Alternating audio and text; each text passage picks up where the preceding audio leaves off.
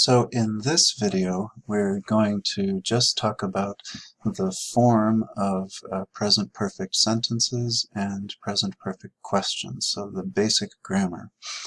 So the basic grammar of present perfect sentences is this. So we've got the subject, then we use have or has, then the past participle, or the V3, we'll talk about that in just a moment, and then the other ideas. So here is an example of this. So in this sentence, we'll talk about Bill Gates. So Bill Gates has donated lots of money. So here we've got the subject, we've got the has because it's Bill Gates, we've got the past participle, donated, and the other idea is lots of money. Okay, so now let's look at a second example.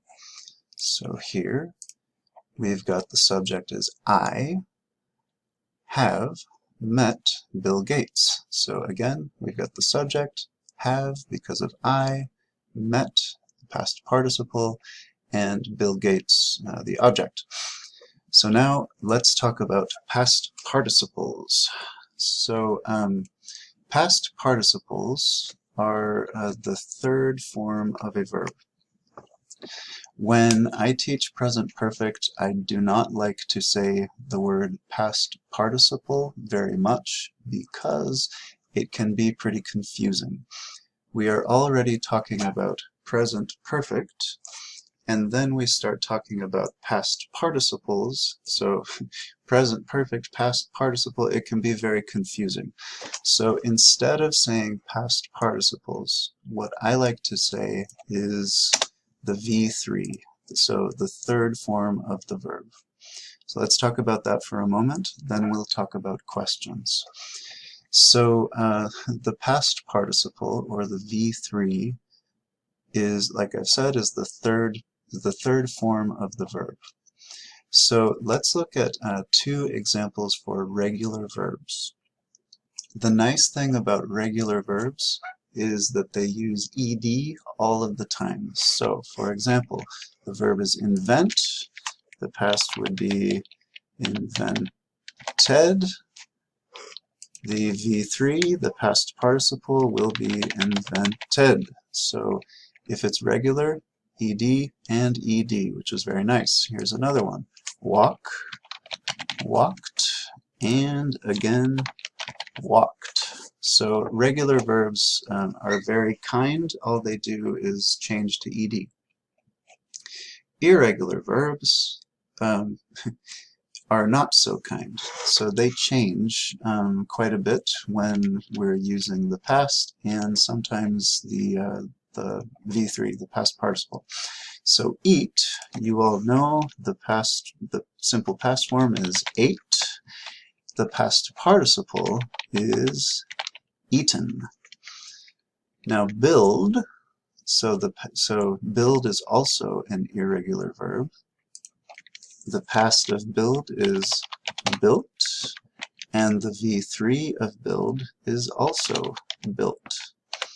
Now, unfortunately, the only way to know all of this, the forms, is to memorize it, and there is a list in the back of the book that we will be using this quarter. So let's go down now and let's talk about questions.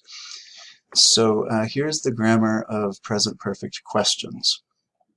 So when we begin the question, we start with have or has, then we do the subject, then the V3, and then the other idea. So here is an example.